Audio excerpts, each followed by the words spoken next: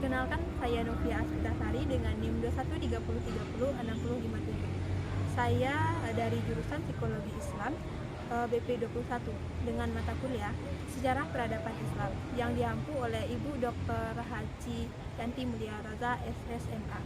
Pada kesempatan kali ini, saya akan menjelaskan dan menampilkan sebuah video tentang peninggalan sejarah peradaban Islam yang ada di Bukit Tinggi, yaitu Benteng Pedekok. Benteng Pedekok ini merupakan sebuah sejarah peninggalan tentang terjadinya sebuah perang Padri, yang mana perang Padri ini merupakan sebuah perang yang terjadi antara golongan adat dan golongan agama yang ada di Minangkabau. Baik, untuk tidak memperpanjangnya, saya akan menampilkannya pada video ini. Benteng Pedekok adalah benteng peninggalan Belanda yang berdiri di kota Bukit Tinggi, Sumatera Barat, Indonesia. Benteng ini didirikan oleh Kapten Boer pada tahun 1825 pada masa Hendrik Merkus de Kock sewaktu menjadi Komandan der Troepen dan Wakil Gubernur Jenderal Hindia Belanda. Karena itulah benteng ini terkenal dengan nama Benteng Pedekok. Benteng yang terletak di atas Bukit Jire ini digunakan oleh tentara Belanda sebagai kubu pertahanan dari gempuran rakyat Minangkabau, terutama sejak meletusnya Perang Padri pada tahun 1821 sampai 1837. Di sekitar benteng masih terdapat meriam-meriam kuno periode abad ke-19.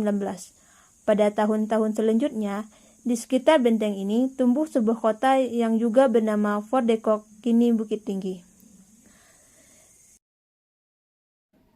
Benteng ini sebenarnya diberi nama Sterrenschins, yang memiliki arti benteng pelindung.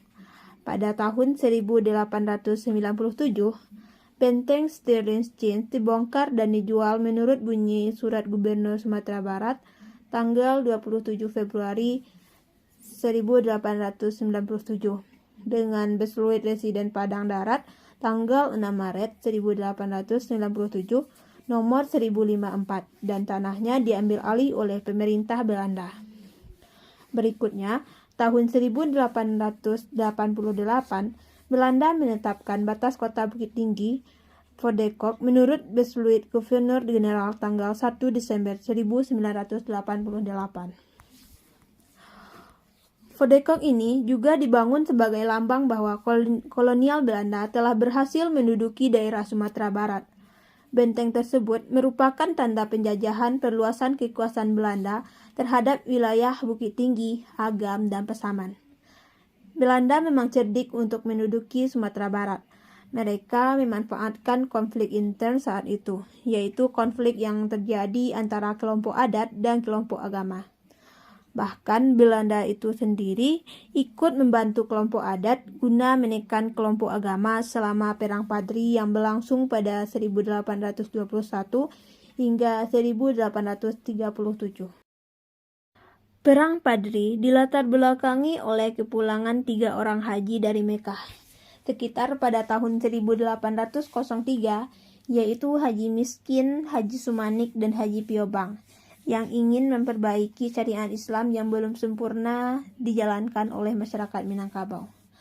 Mengetahui hal tersebut, Tuanku Narenceh sangat tertarik lalu ikut mendukung keinginan ketiga orang haji tersebut.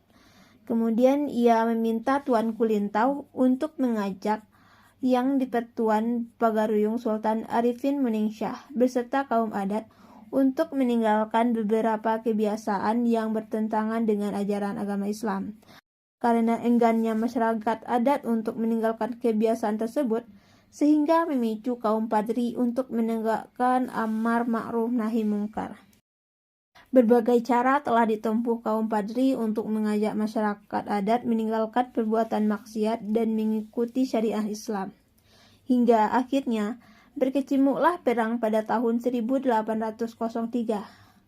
Puncaknya pada tahun 1815, kaum Padri di bawah pimpinan Tuanku Pasaman menyerang kerajaan Pagaruyung dan pecahlah perperangan di Koto Tangah. Serangan ini menyebabkan Sultan Arifin Meningsyah terpaksa menyingkir dan melarikan diri dari ibu kota kerajaan. Kaum Padri berhasil menekan kaum adat yang dipimpin oleh sebutan Harimau Nan Salapan. Kepemimpinan Harimau Nan Salapan hampir membawa kaum Padri kepada kemenangan dalam perang ini.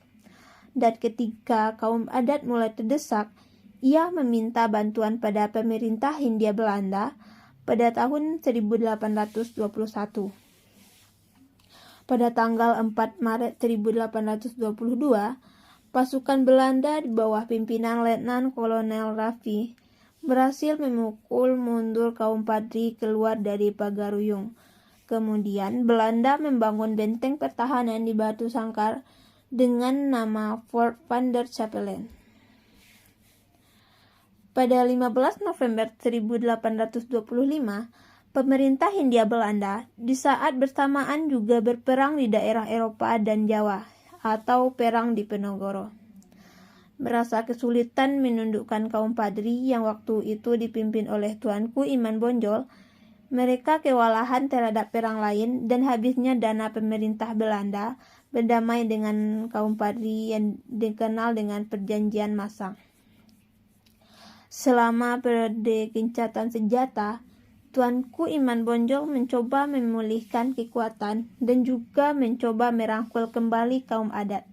Sehingga akhirnya muncul suatu kompromi yang dikenal dengan nama Plakat Puncak Pato di Bukit Marapalam, Kabupaten Tanah Datar, yang mewujudkan konsensus atau kesepakatan bersama adat bersandi syarak bersandi Kitabullah.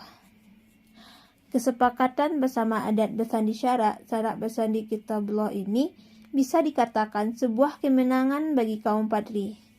Perang saudara yang berlangsung dari tahun 1803 hingga tahun 1821 tentu merugikan pihak kaum Padri maupun kaum.